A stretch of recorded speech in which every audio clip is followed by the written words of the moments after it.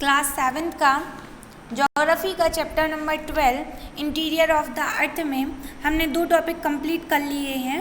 First हमने पढ़ा था structure of the earth and second हमने पढ़ा था रॉक्स एंड मिनरल्स।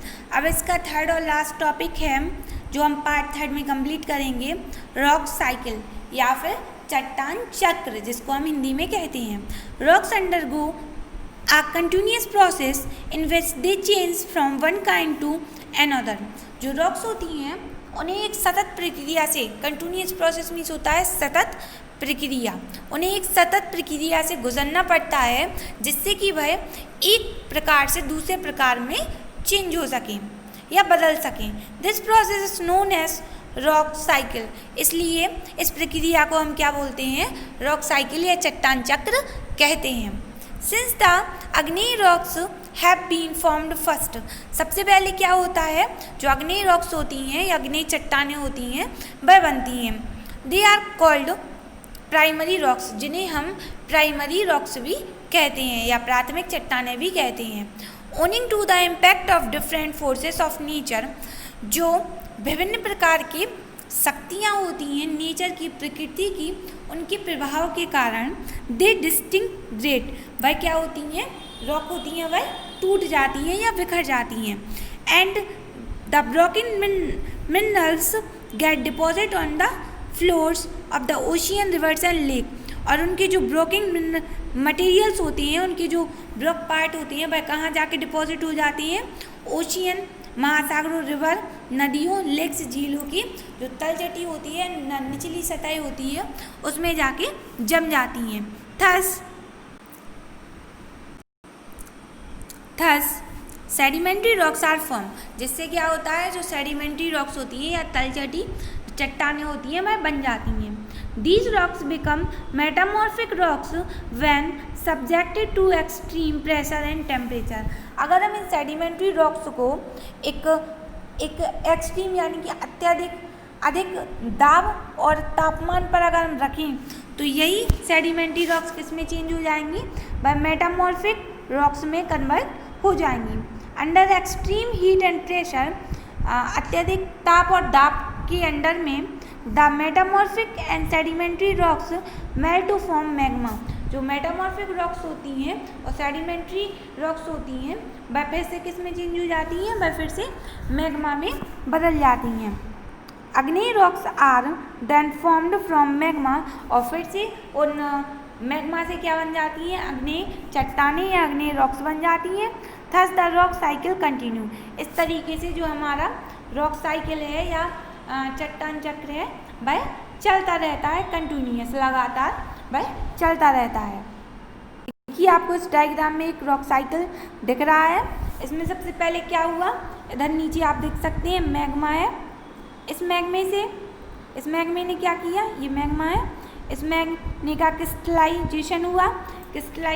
जब मैग्ने का, तो वह किस में चेंज हो गया?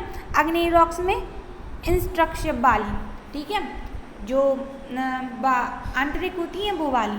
उसके बाद इनका कंसोलिडेशन हुआ, उसके होने पर फिर से आग्नेय रॉक्स बन गई एक्सट्रूसिव वाली या बाहरी वाली, ठीक है ना।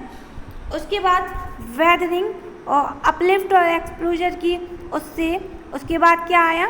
उसके बाद ट्रांसपोर्टेशन, फिर डिपोजिशन, फिर लिथिफिकेशन आया, और इन सब प्रोसेस के बाद क्या बन गई? ये सेडिमेंट्री रॉक्स या तलचटी चट्टानें बन गई। उसके बाद इसका क्या हुआ?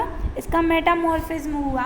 मेटामॉर्फिज्म के बाद जो सेडिमेंट्री रॉक्स थी वह मेटामॉर्फिक रॉक्स में कन्वर्ट हो गई, और सेडिमेंट्री रॉक्स और मेटामॉर्फिक रॉक्स मिलके जब इनका एक एक्सट्रीम हाई प्रेशर और टेम्परेचर पे ये दोनों फिर से मेल्ट होके फिर से इन्होंने क्या बना लिया? फिर से इन्होंने मैग्मा बना लिया, और फिर से मैग्मा का क्रिस्टलाइजेशन हो गया, फिर आग्नेय में चेंज होगी। तो इस तरीके से यह साइकिल चलता रहेगा, और यह एक चट्टान चक्र के रूप में हम इसको देख सकते हैं। इसके बाद हमारा जो नेक्स्ट टॉपिक है वह है यूज़ ऑफ रॉक्स। चट्टानों के क्या उपयोग हैं हमारी डेली लाइफ में, ठीक है ना। There are main different uses of rocks. हम देख सकते हैं कि जो चट्टानें होती हैं उनकी विभिन्न यूज़ हैं या उपयोग हैं।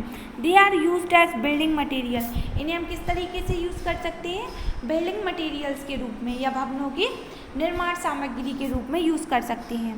आ सोर्स ऑफ मेटल, यह एक मेटल का या धातु का सोर्स भी है, जैसे कि आयरन लोहा, कॉपर तांबा, aluminium and fossil fuel in सब का ये क्या है, यह स्रोत भी है। वैल्यूएबल जेम्स, जो बहुत ही ज़्यादा वैल्यूएबल जेम्स होते हैं, जेम्स का मतलब बहुमूल्य जो रत्न होते हैं, जैसे कि लाइक डायमंड हो गया, गार्नेट्स हो गए, जेड हो गया etcetera, are also extracted from the rocks. तो ये सारे डायमंड, ग्राइनेट और जेड ये कहाँ से एक्सट्रैक्ट किए जाते हैं, यह चट्टानों से बाहर निकाले जाते हैं या उन्हें उनसे बाहर निकाला जाता है। इसलिए हम एक्सट्रैक्टेड का मतलब होता है किसी चीज़ को उसमें से बाहर निकालना। जैसे कि उन्होंने कहा डायमंड है, तो ये डायमंड कहाँ से मिलता है, हमें कोयले से मिलता है। ऐसे ही गार्नेट्स हो गए, जेड हो गए, इन सबको हम एक्सट्रैक्ट करके रॉक से बाहर निकालते हैं। तो इस तरीके से हमारे रॉक साइकिल टॉपिक भी फिनिश हो गया है और हमारा चैप्टर नंबर 7 जिसका नाम था इंटीरियर ऑफ द अर्थ, यहाँ पे हमारा ये फिनिश हो गया है। Thank you.